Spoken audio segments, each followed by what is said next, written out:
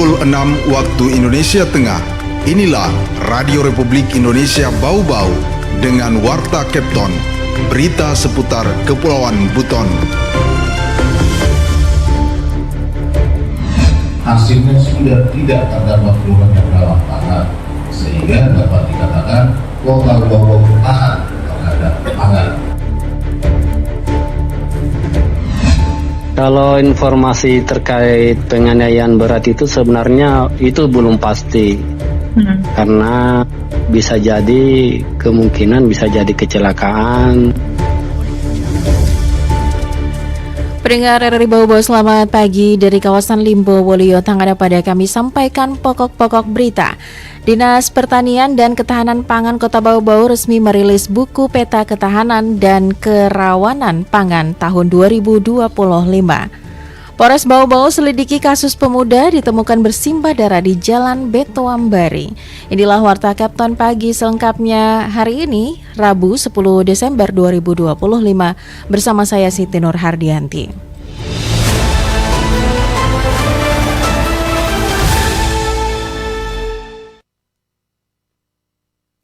Berita yang pertama, Dinas Pertanian dan Ketahanan Pangan Kota Bau-Bau resmi merilis buku peta ketahanan dan kerawanan pangan tahun 2025.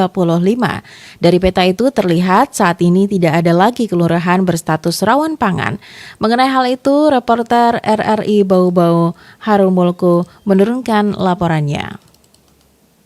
Hasilnya sudah tidak terdapat perubahan yang rawan pangan, sehingga dapat dikatakan Kota Bau-Bau tahan terhadap pangan. Kota Bau-Bau menegaskan posisinya sebagai daerah yang tahan terhadap kerawanan pangan setelah hasil analisis ketahanan dan kerawanan pangan atau SFVA tahun 2025 yang menunjukkan tidak ada lagi kelurahan berstatus rawan pangan. Temuan ini menjadi dasar penguatan arah kebijakan pangan dan gizi daerah ke depan. Buku peta ketahanan dan kerawanan pangan 2025 ini diluncurkan secara resmi oleh pelaksana tugas Asisten 2 Setda Kota Bau-Bau Muhammad Abdu dalam kegiatan yang digelar oleh Dinas Pertanian dan Ketahanan Pangan Kota Bau-Bau pada Selasa pagi. Peta tematik tersebut memotret kondisi 43 kelurahan melalui analisis indikator kerentanan pangan mulai dari aspek akses, ketersediaan, hingga pemanfaatan. Gambaran yang bersama dari kota ini cukup menggembirakan bagi Kota Bau-Bau, bahwa setelah dianalisis dilakukan untuk 43 kelurahan se-Kota Bau-Bau,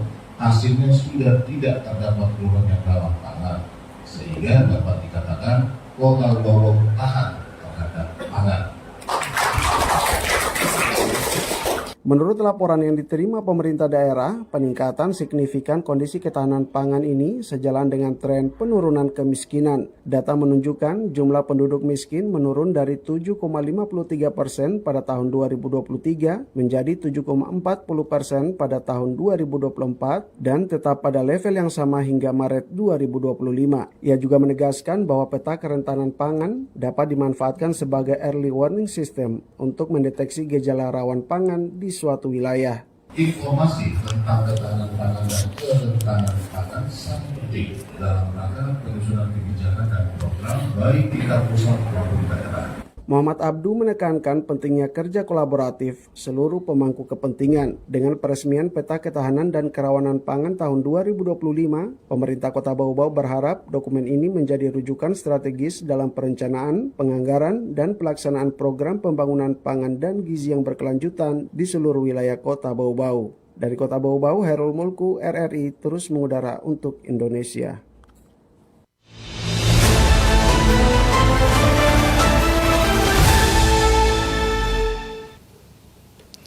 Polres Bau-Bau selidiki kasus pemuda ditemukan bersimbah darah di Jalan Betoambari.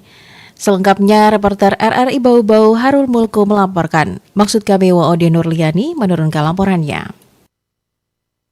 Polres Bau-Bau masih melakukan penyelidikan terkait kasus viral seorang pemuda berinisial AA 23 tahun yang ditemukan tergeletak bersimbah darah dengan luka robek di bagian leher pada 8 Desember petang di Jalan Poros Batauga, Kelurahan Sula'a, Bau-Bau. Informasi mengenai kondisi korban begitu cepat menyebar melalui media sosial dan pesan berantai WhatsApp sehingga menimbulkan keresahan di tengah masyarakat Bau-Bau. Kasih Humas Polres Bau-Bau Ibtu Rino Asnan meminta masyarakat untuk tidak mudah mempercayai isu-isu mentah yang beredar di media sosial, termasuk kabar yang menyebutkan bahwa korban adalah korban pembunuhan oleh orang tak dikenal. Ia menegaskan polisi masih bekerja mengumpulkan data dan fakta terkait kejadian tersebut. Menurut Ibtu Rino, pihak kepolisian telah melakukan olah tempat kejadian perkara dan memeriksa sejumlah saksi yang berada di lokasi.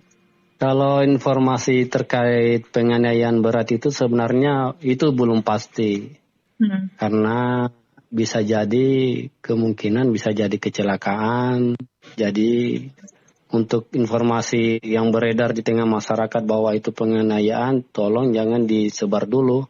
Karena kita dari pihak kepolisian belum memastikan bahwa itu apakah betul penganiayaan atau semacam kecelakaan. Jadi kita masih lakukan penyelidikan. Berdasarkan dugaan sementara kata Ibtu Rino, luka robek pada leher korban diduga disebabkan oleh kecelakaan kendaraan bermotor, namun penyelidikan tetap dilakukan secara mendalam untuk memastikan penyebab sebenarnya. Korban AA sempat dilarikan ke rumah sakit Palagi Mata untuk mendapatkan penanganan medis, bahkan sebuah pesan berantai mengenai permintaan donor darah golongan O untuk korban sempat beredar luas di media sosial.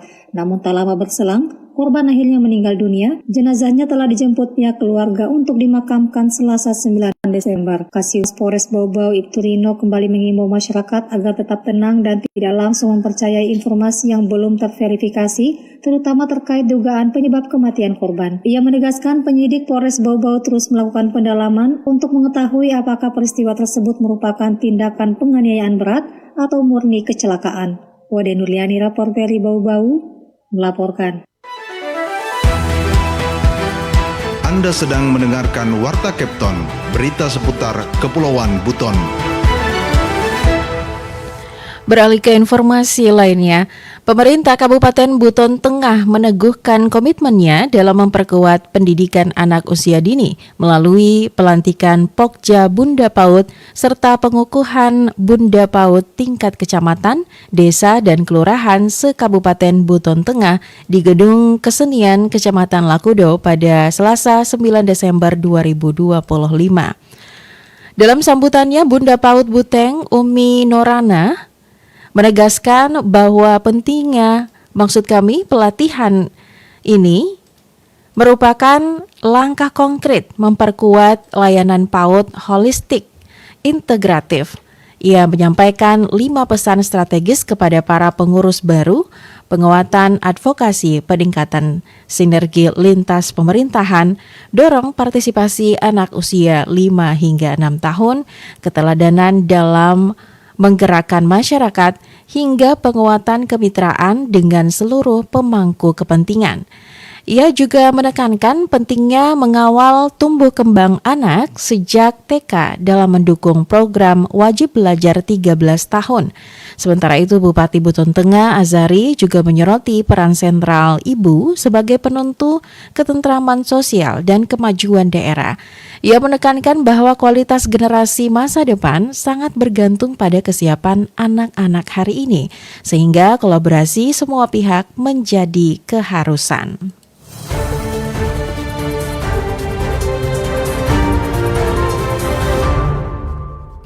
Berita yang terakhir, Pemkot Bau-Bau bangun perparkiran khusus di eks-terminal lama. Pembangunan ini diharapkan menjadi solusi penataan kepadatan kendaraan di pusat kota, sekaligus menjadi sumber pendapatan asli daerah di tengah pembatasan dana transfer pusat ke daerah. Mengenai hal itu, reporter RRI Bau-Bau Harul Mulku melaporkan. Eks-terminal lama itu adalah salah satu tempat yang merupakan bahagian dari halaman muka kota. Dinas Perhubungan Kota Bau-Bau menetapkan kawasan eks-terminal lama di Jalan RA Kartini sebagai lokasi parkir khusus untuk mengurangi kepadatan kendaraan di salah satu koridor tersibuk pusat kota. Penataan ini menjadi bagian dari upaya merapikan wajah kota sekaligus membuka ruang pendapatan daerah dari sektor perparkiran. Sejak beberapa hari terakhir, alat berat mulai bekerja membongkar bangunan terminal, meratakan sisa puing-puing bangunan yang juga pernah ditempati sebagai kantor Satuan Polisi Pamung Praja Kota Bau-Bau. Kepala Dinas Perhubungan Kota Bau-Bau Arlis menjelaskan, keputusan menjadikan eks-terminal lama sebagai parkir khusus didasari kebutuhan mendesak untuk menata kendaraan di kawasan padat kota. Eks terminal lama itu adalah salah satu tempat yang merupakan bahagian dari halaman muka kota. Jalan RA Kartini itu adalah jalan yang sangat padat, di mana keluarga-keluarga kita dari luar yang datang melalui jembatan batu melintasi itu. Saudara-saudara kita yang dari luar yang datang di Kota Bau-Bau masuk melalui Pelabuhan Murung dan Batulo, Pelabuhan Peri, melintasi di situ. Sementara hari-hari kita saksikan begitu padat di situ. Tidak ada ruang kemudian untuk kita bisa menempatkan kendaraan. Arlis menyebut tanah eks terminal tersebut merupakan aset Pemkot Bau-Bau. Dari kajian teknis, kapasitas lahan diperkirakan mampu menampung sekitar 30-40 unit mobil dan 30 unit motor. Ia menyebut bahwa rencana awal membangun 2 lantai. Lantai 1 untuk parkir dan di lantai 2 akan dijadikan pusat kuliner. Namun karena kondisi ekonomi daerah belum memungkinkan, sehingga rencana tersebut belum dapat terwujud saat ini. Meski begitu, perencanaan perparkiran yang dibangun sudah memperhitungkan pengembangannya supaya ke depan tidak perlu dilakukan bongkar pasang. Tidak bisa juga kita menutup mata dan telinga bahwa di antara itu pasti ada energi negatif. Tapi saya sampaikan kepada teman-teman bahwa energi negatif dan positif akan selalu hadir. Tetapi kita dari energi yang ada, kita kemudian ramu sehingga itu menjadi kekuatan. Insya Allah selesai dalam tahun ini. Tentunya dengan kondisi keuangan yang ada, kita maksimalkan sehingga itu bisa berfungsi, mendukung pelaku ekonomi yang ada di dalam tidak bergeser. Kemudian toiletnya juga saya sampaikan kabin disiapkan, ya kan. Jadi kita bangun, tetapi nanti untuk pengembangan insya Allah tidak akan mengganggu ruang yang ada. Arlis memastikan meski dilakukan perubahan fungsi bangunan, pihaknya tetap menyediakan ruang kepada para pelaku usaha yang telah puluhan tahun menggantungkan hidup di tempat tersebut, khususnya para pelaku usaha jahit dan pangkas rambut. Pemkot berharap kawasan parkir khusus tersebut dapat menjadi langkah awal menata kembali akses pasar, mengurangi kemacetan, dan di sisi lain membuka peluang penambahan pendapatan asli daerah dari sektor perparkiran. Upaya ini sejalan dengan dorongan pemerintah agar daerah mengoptimalkan potensi pendanaan alternatif di tengah penurunan transfer pusat tahun mendatang. Dari Kota Bau-Bau, Herul Mulku melaporkan.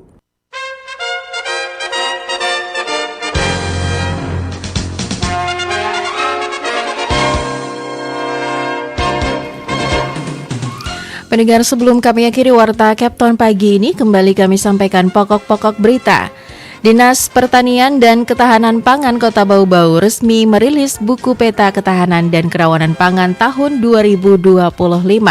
Dari peta itu menggambarkan saat ini tidak ada lagi kelurahan berstatus rawan pangan. Polres Bau-Bau selidiki kasus pemuda ditemukan bersimbah darah di Jalan Beto Ambari. Demikian Warta Kepton hari ini, mewakili kerabat kerja yang bertugas, kami ucapkan terima kasih untuk perhatian Anda. Selamat beraktivitas dan RRI terus mengudara untuk Indonesia.